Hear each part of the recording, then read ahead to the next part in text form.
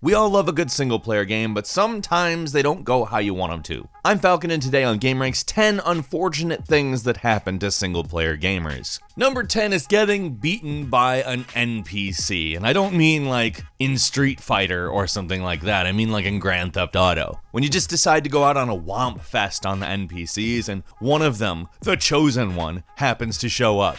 You refer to the prophecy of the one who will bring balance to the Force. You believe it's this non-player character? And what is it about this NPC that makes it so they can beat your ass and none of the others can? Did they have a secret backstory in which Taekwondo was a big thing? They grew up in suburbia and their kids dropped them off at the mini-mall all the time, telling them that it was to learn self-defense, but it was really because their parents needed a break for a few hours? This NPC is the one out of all of those people that happen to absorb the teachings, and then you have to hang your head in shame hoping nobody enters the room with that load screen. You know, because it's frozen on an NPC in the fighting stance in black and white with that bold text reading, "Game over." Number 9, dying repeatedly for hours on end when you have a harder boss, like let's say in Dark Souls. Or, you know, a Dark Souls adjacent game like Bloodborne, Neo, or The Surge. I'm somebody who gets used to beating a boss maybe second or third time if it's a particularly tough one. It's not like patterns are that hard to detect or figuring out what you have to do is that hard to do. But even after you've done that, you found the patterns, you know what to do, you still can't do it. Well, I've been stuck for 5 hours, for days, weeks even,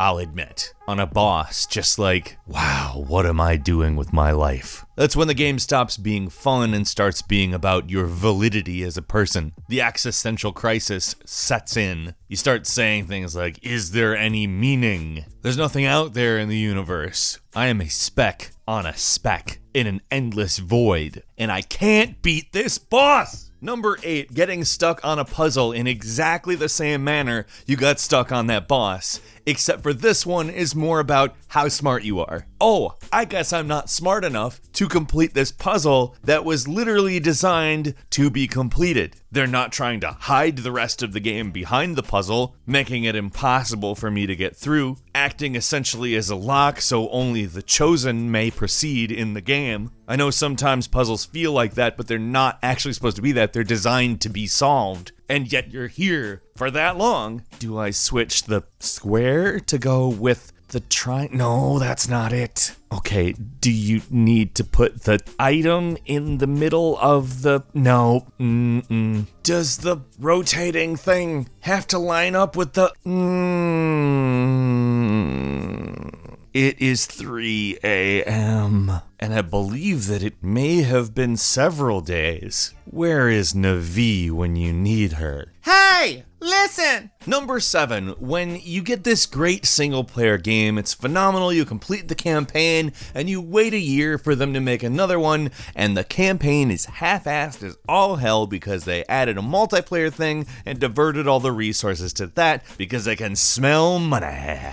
I thought long and hard about giving specifics to this, and I realized, actually, you know what? This is going to be pretty subjective, but I'm talking about when you yourself personally are disappointed by the campaign. I'm not going to mention Gears of War 4. Why would I do that? Number 6, when you come to a crossroads in an RPG's story, or even just considering your inventory and what you have, what you're willing to give up, or even just accidentally selling something. Yeah, when you get to that point and you make the wrong decision. Like you spend all this time, let's say, trying to court a certain love interest, and for some reason, another character appears when it's time. Wait, what did I do that made you show up? Or even games where certain decisions determine whether or not a character lives later in the game, and you're like, oh no! How did that happen? Get into Google. Why did Garrus die? You're kidding me, it has to do with my ship? Ugh. Number 5, when a game isn't really challenging enough. When it feels kind of boring, when all the enemies have like the same 5 patterns they follow, and you just say to yourself, it would be better if they were real people. And you don't mean that in a way where you're like, I'd happily play a multiplayer version of this. You mean you wish there was a legion of people paid to play Guard 1, Guard 2,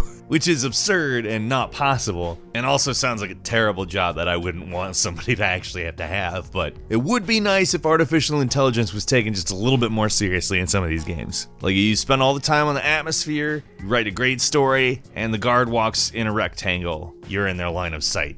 Wow.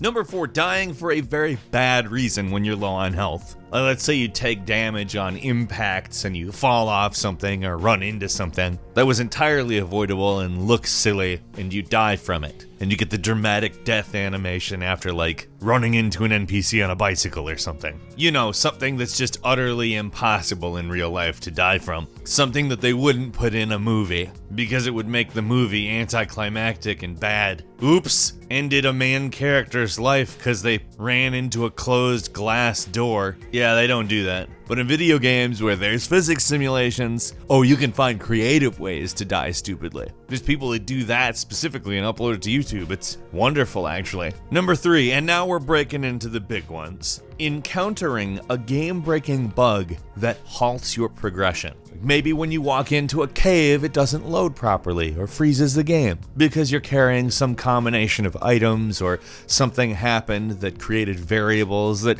mess everything up. You just can't go beyond where you are as you are. There have been games where I literally had to start the game over because at some point something happened that just stopped it from working. I mean, most developers end up patching these types of things out, and you can end up taking that save file and progressing once they've patched it. But there's also Bethesda. Bethesda is a company.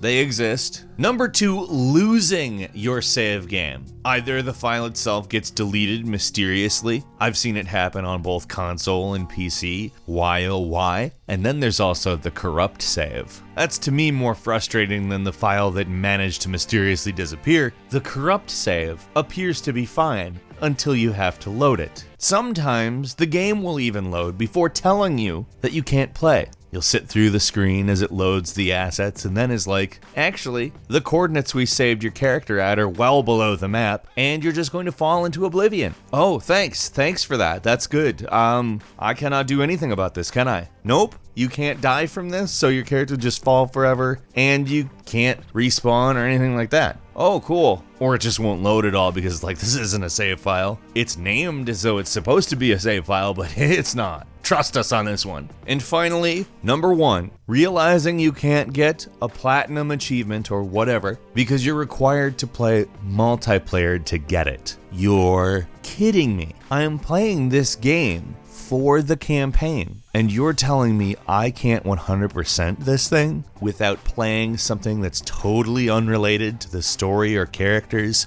online with other people who are also totally unrelated to the story and characters? You bastards. What is the most unfortunate thing that has ever happened to you in your single-player gaming career? Leave us a comment, and if you enjoyed this video, please click like. If you're not subscribed, now would be a great time to do so. We upload brand new videos every day of the week, and the best way to see them first is, of course, a subscription. As always, we thank you very much for watching this video. I'm Falcon. You can follow me on Twitter @FalconTheHero, and we'll see you next time right here on gameranx.